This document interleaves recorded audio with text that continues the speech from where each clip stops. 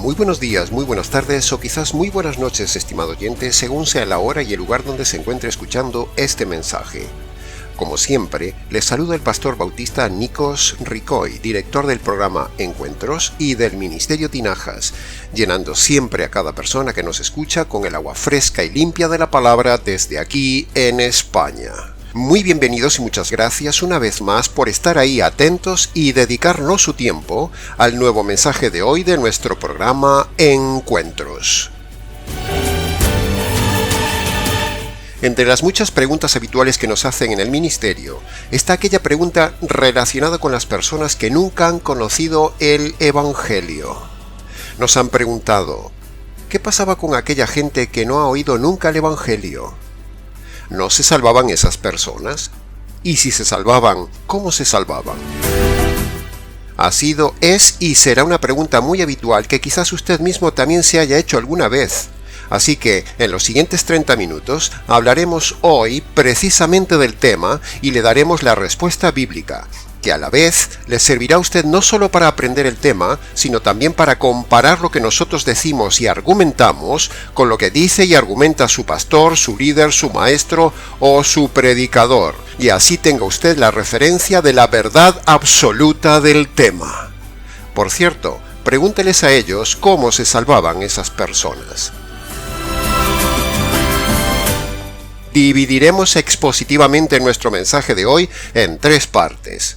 Primero, estudiaremos y hablaremos de cómo se salvaba la gente pagana, es decir, aquellas personas de otras culturas antiguas, pueblos aislados, civilizaciones precolombinas, etnias perdidas en lugares remotos, tribus aisladas en zonas de difícil acceso y gentes de otras lenguas sin ningún contacto con el pueblo de Israel, o incluso hablamos de pueblos de antes que existiera Israel.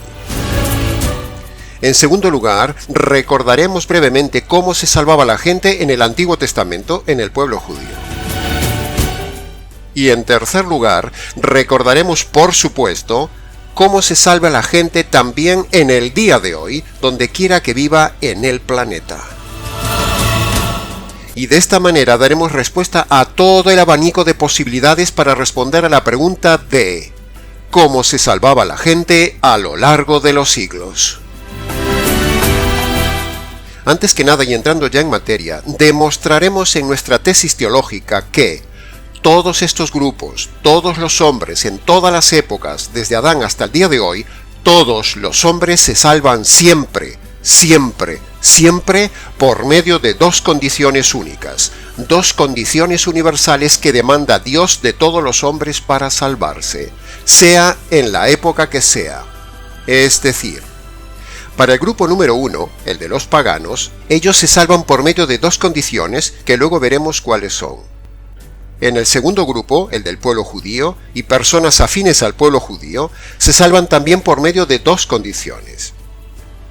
Y para el tercer grupo, los hombres contemporáneos del día de hoy, desde los días de Jesús hasta ahora, también se salvan por medio de las mismas 2 condiciones que veremos hoy. En resumen, siempre el hombre se salva por medio de 2 condiciones. Esa es nuestra tesis y lo demostraremos en el encuentro del día de hoy. La Biblia dice en Romanos capítulo 2, versículo 15 que los paganos muestran la ley de Dios escrita en sus corazones, evidenciado por el testimonio de su conciencia y evidenciado por sus razonamientos que dentro de ellos los acusan o defienden. Es decir, con este versículo se demuestra que todo hombre tiene procedente de fábrica, es decir, de forma innata cuando nace, recibe 2 herramientas que debe usar para salvarse, la conciencia y el razonamiento.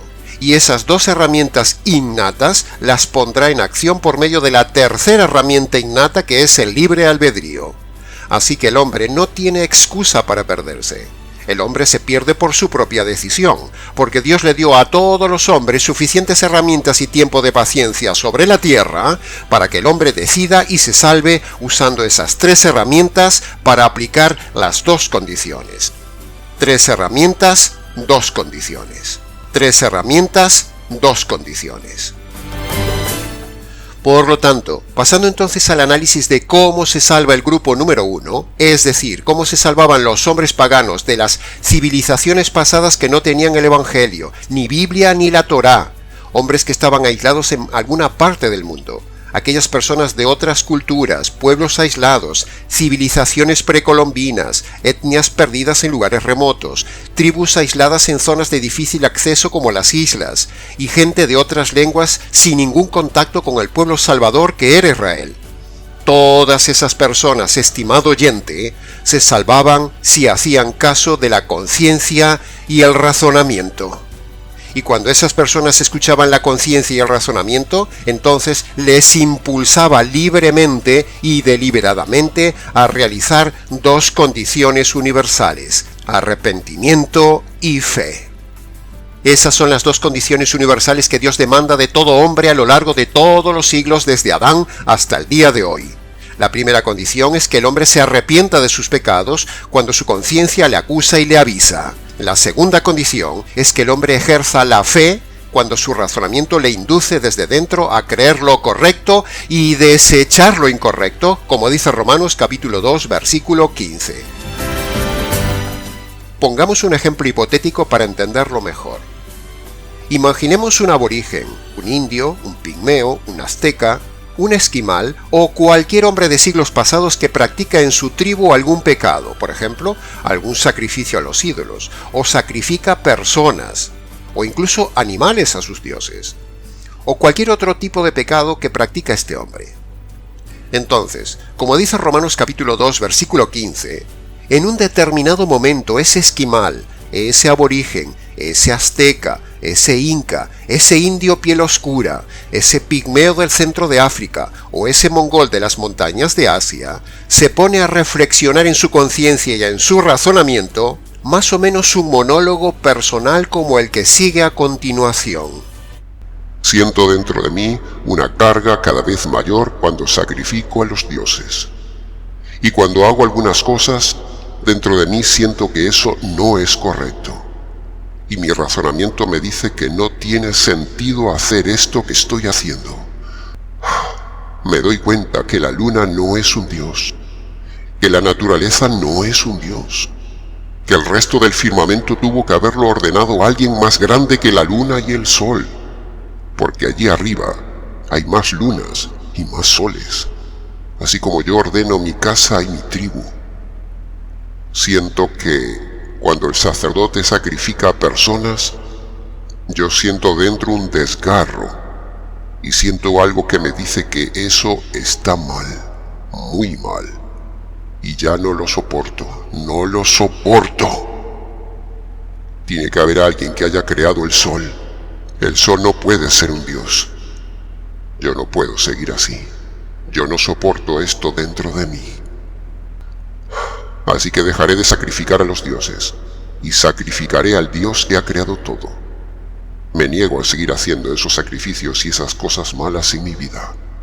Y me niego a creer que Rijuala sea un dios. Esto no puede seguir así. Debo cambiar el rumbo de mi vida. Y el solo pensarlo ya me hace sentir mejor.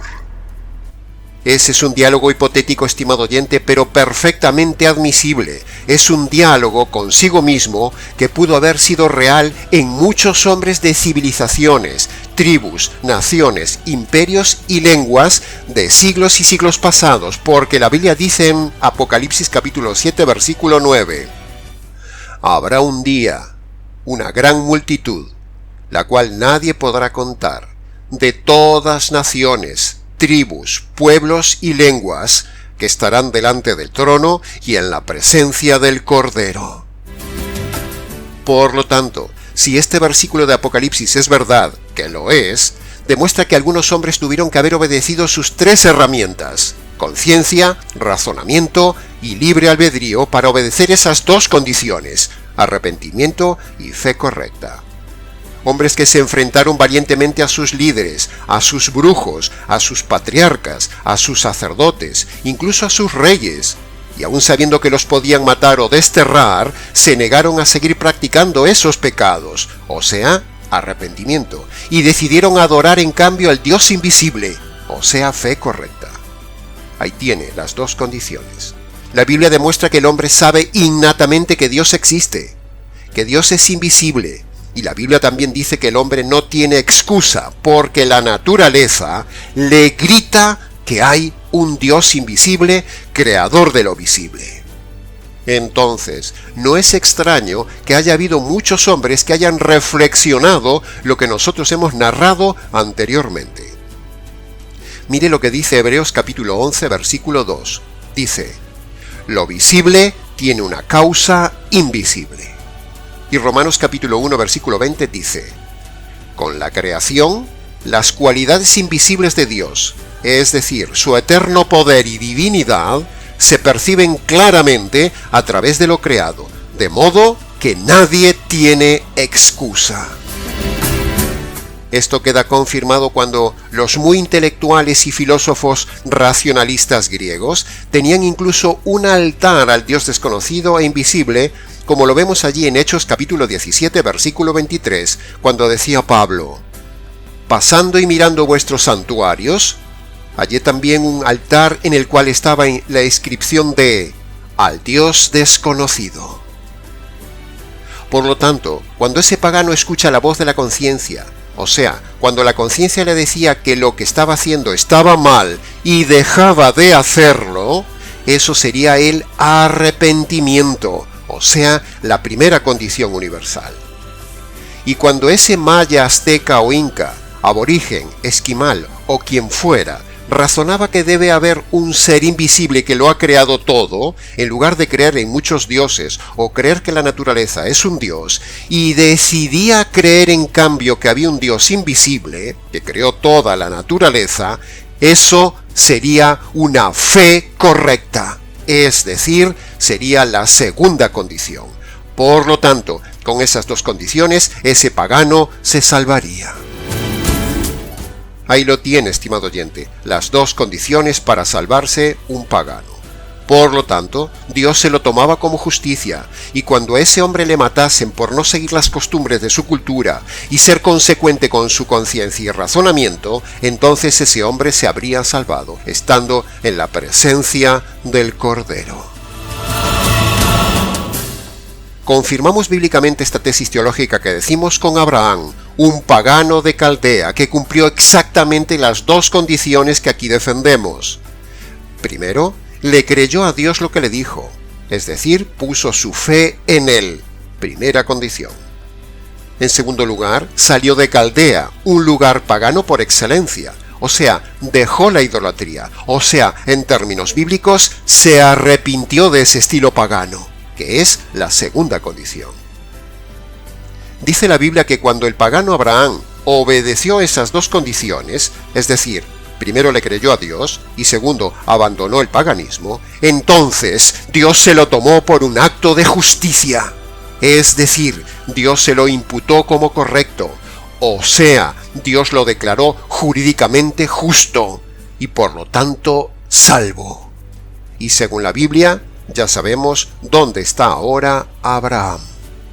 Dicen dos textos bíblicos para demostrar esto que decimos.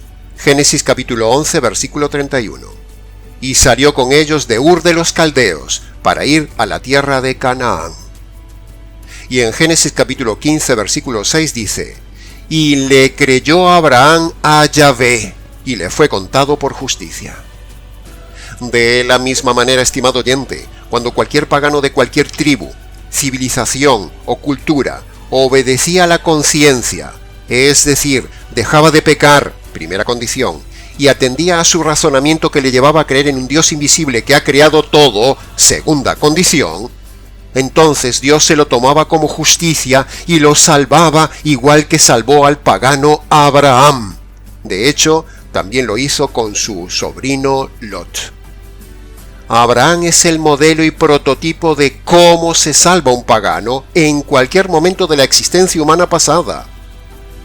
En resumen, el pagano se salvaba primero por obedecer la conciencia que le llevaba a arrepentirse y dejar de pecar, y segundo, por obedecer sus razonamientos que le decían que no debía creer en esos dioses, sino en el Dios invisible creador.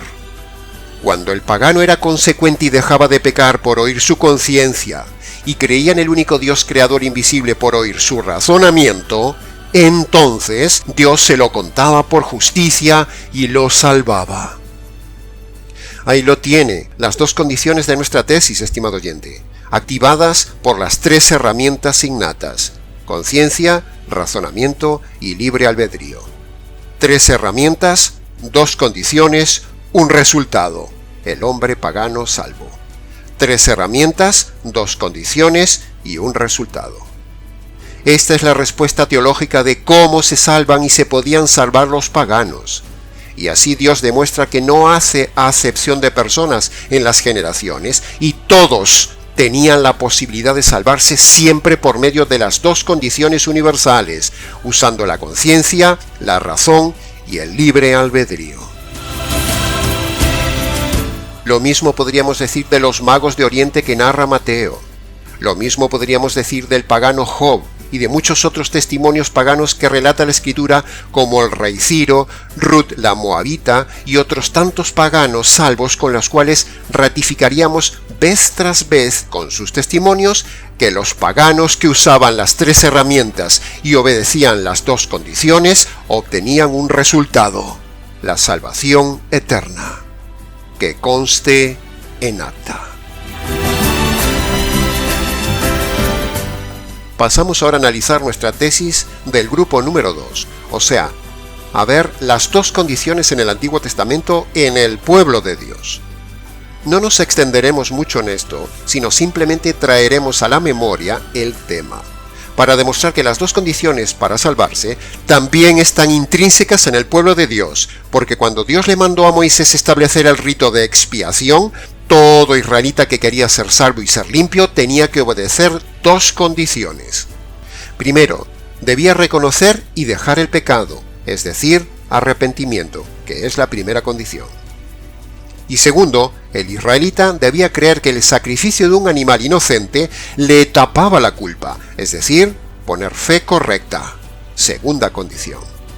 Cuando todo israelita se apropia de estas dos condiciones, Dios lo veía como justo. ¿Puede ir viendo nuestra tesis cada vez más y más clara y sólida, estimado oyente? Puede ver que siempre, sea como sea, el grupo que sea, siempre son dos condiciones. Es cierto que de alguna manera esas dos condiciones van evolucionando en su proceso de revelación, eso sí, pero, en esencia, siempre son dos condiciones indispensables para salvarse: arrepentimiento de los pecados y fe correcta, sin importar la época, ni el grupo étnico, ni la civilización que sea. En este caso del israelita, debía reconocer y confesar sus pecados a la puerta del tabernáculo o del templo, es decir, arrepentimiento, que es la primera condición. Y segundo, el israelita debía creer que ese corderito era la víctima inocente que Dios había mandado sacrificar por su pecado. Eso era la fe correcta, que es la segunda condición. Cuando el israelita obedecía esas dos condiciones, el israelita era considerado justo ante Dios. Por eso, en todo el Antiguo Testamento se repite constantemente el término justo. No se dice creyente o cristiano o convertido, no, sino que se usa el término el justo. El justo por aquí, el justo por allá. Y cuando se dice así, el hombre justo, se refería a cómo Dios veía jurídicamente hablando al hombre que estaba descansando en esas dos condiciones: arrepentimiento de sus pecados y fe en el sacrificio del Cordero. Nuevamente, de forma breve pero bíblica, hemos demostrado una vez más nuestra tesis que la salvación siempre se produce cuando el hombre obedece esas dos condiciones universales que Dios manda a todo hombre, y en este caso para el pueblo de Israel: arrepentimiento de sus pecados y fe verdadera. Repasemos un momento antes de continuar. Para los paganos era arrepentimiento de los pecados y fe en el Dios verdadero. Para los israelitas era arrepentimiento de los pecados y fe en el sacrificio verdadero. Y para nosotros es arrepentimiento de los pecados y fe en el Evangelio verdadero. Siempre son dos condiciones ante Dios con tres herramientas en acción: conciencia, razonamiento y libre albedrío. Dos condiciones, 3 herramientas. 3 herramientas, 2 condiciones. Con la conciencia se reconocen los pecados de acción. Con el razonamiento se calcula la solución. Y con la libertad se toma la libre decisión. Que conste en acta esta deliberación. Pasemos ahora a analizar y confirmar nuestra tesis en el tercer grupo, o sea, cómo se salva la gente en la actualidad. Habíamos dicho que el primer grupo son los paganos y se salvaban solo aquellos que por el uso de la conciencia y el razonamiento y la libertad se arrepentían de sus pecados, primera condición, y creían en el Dios verdadero e invisible, segunda condición. El segundo grupo son los judíos, y ellos se salvaban por el arrepentimiento de sus pecados, primera condición, y la fe en el sacrificio que le indicó Moisés, segunda condición. Y ahora pasemos entonces a ver cómo se salva en el día de hoy todo hombre sobre la faz de la tierra. Para no extendernos mucho en este tema, le recomendamos al estimado oyente que vea los vídeos del canal donde de forma más extensa se explica este tema de la salvación de todo hombre en el día de hoy. Vídeos como por ejemplo el titulado Empezando, el Evangelio en 8 minutos, el Evangelio desde el punto de vista jurídico y cómo se perdonan los pecados, entre otros. Le recomendamos por favor que los escuche. Ahora, antes de acabar, defenderemos nuestra tesis de este tercer apartado, demostrándolo con las palabras mismas del Señor Jesús en Marcos capítulo 1 versículo 15, que las 2 condiciones para todos los hombres siguen siendo vigentes hoy para salvarse, cuando en el versículo 15 el Señor Jesús dice: arrepentirse y creer en el Evangelio. Ahí lo tiene una vez más, estimado oyente, las 2 condiciones. Dios mismo, el mayor interesado en salvar al hombre, proveerá los medios para hacerle llegar providencialmente el conocimiento del verdadero Evangelio que le salva a todo aquel que use su conciencia y su razonamiento buscando a Dios. Esté en el lugar que esté y por muy inaccesible que sea. Pero, escuche esto, sin el Evangelio verdadero, que es la segunda condición, no hay salvación en el día de hoy. Por otro lado, las 2 condiciones deben ser cumplidas a la vez, no cumplir una condición hoy y la otra condición al mes o al año siguiente, no, sino que las 2 condiciones, arrepentimiento de los pecados y fe en el Evangelio, deben ser realizadas juntas, una seguida de la otra, como dice Marcos capítulo 1 versículo 15, que es el modelo. Todo ser humano, para salvarse, primero debe reconocer sus pecados de forma concreta, primera condición, y segundo, debe apropiarse del Evangelio, es decir, debe apropiarse de la justicia caída en la cruz sobre el Señor Jesús, que es la segunda condición. Ahora, alguien nos dirá, y de hecho nos lo han dicho: pastor, hay pasajes en la Biblia donde solo se menciona el arrepentimiento, y hay pasajes en la Biblia donde solo se menciona la fe. Entonces, pastor, eso rompería su tesis de que son 2 condiciones. Bueno, pues no, estimado oyente, no derriba nuestra tesis. Las 2 condiciones siempre están en la Biblia, así se digan por separado o se digan juntas.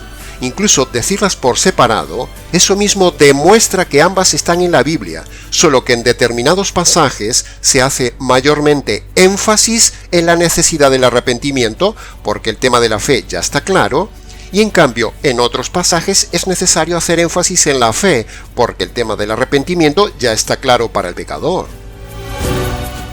Según sea la necesidad del interlocutor, se toca uno u otro tema con mayor énfasis. Pero se toque solo una condición, se toque solo otra condición, o se mencione las 2 condiciones a la vez, es más que evidente que la Biblia muestra que las 2 condiciones siempre son indispensables para la salvación de todo hombre. Cuando se hace énfasis en algún versículo solo en el arrepentimiento, es porque está subyacente también el tema de la fe. Y cuando se hace énfasis solo en la fe es porque está subyacente también el tema del arrepentimiento. No se excluye una condición de la otra por el solo hecho de nombrarse una sola en algún pasaje, sino que si no se menciona la otra condición es porque está latente, está subyacente, está clara, está sobreentendida, está inferencial. Por ejemplo, Tomemos cualquier pasaje de una concordancia que hable solo del arrepentimiento, y luego tomaremos otro pasaje que solo hable de la fe, y veremos que en ambos está subyacente o inferencial siempre la otra condición, aunque no se nombre tácitamente. Por ejemplo, cuando Jesús dice, en Lucas capítulo 13, versículo 3, «Yo os digo que si no os arrepentís, todos pereceréis igualmente».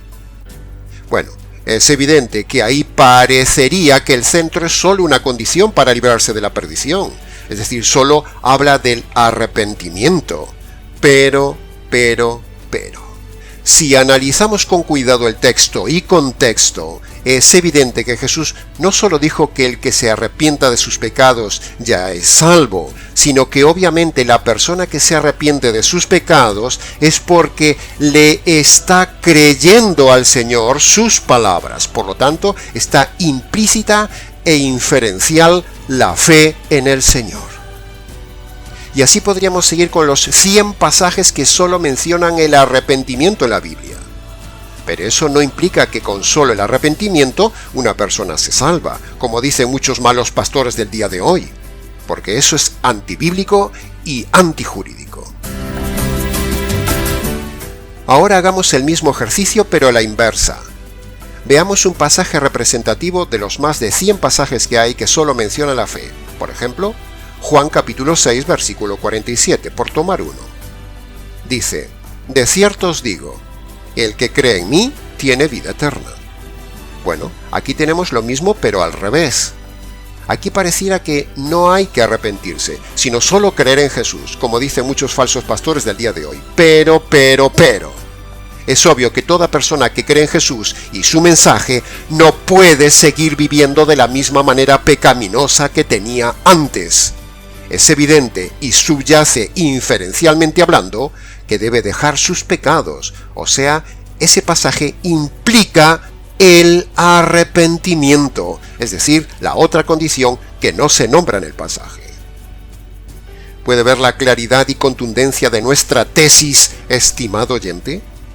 Por eso los falsos predicadores del día de hoy que se centran solo en el arrepentimiento, tipo pentecostales, y todos esos falsos evangelios de levante su mano en el lugar donde se encuentre y repita conmigo esta oración, acepte a Jesús en el corazón y pídale perdón a Dios de sus pecados, y si usted hizo la oración de fe, hermano, ahora es salvo. Todo eso es falso, porque no reúne las dos condiciones bíblicas y se centra más bien en una, y para eso una condición errada.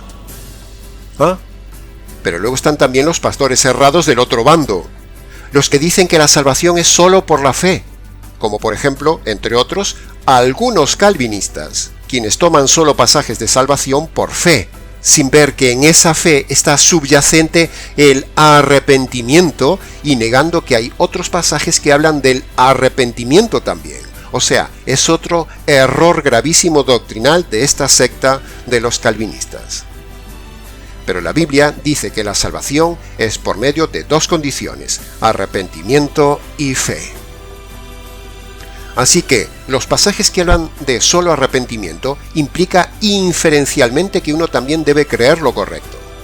Y los pasajes que aparentemente solo mencionan la fe implican evidentemente el arrepentimiento de la persona.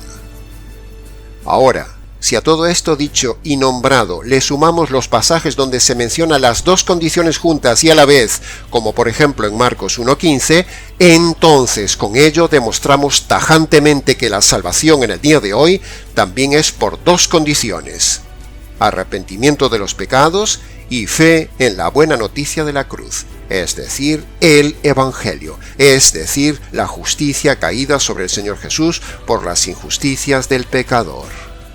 Que conste en acta nuestra tesis teológica del tema. Y hasta aquí, estimado oyente, muy brevemente con este tema del día de hoy, que es muy extenso. Por eso solo dejamos unas pinceladas del tema para orientarle. Ahora, para preguntas, comentarios y más extensión del tema, escríbanos nicos@gmx.es o repase nuevamente el mensaje. Les ha compartido la verdad, solo la verdad y nada más que la verdad del tema, el pastor Nicos Ricoy del Ministerio Teológico Tinajas, desde aquí en España para el mundo hispanoamericano, a quienes les hemos compartido con veracidad y amor las dos condiciones universales e indispensables para ser salvos: arrepentimiento de los pecados y fe en el verdadero Evangelio. Será entonces hasta nuestro próximo programa Encuentros.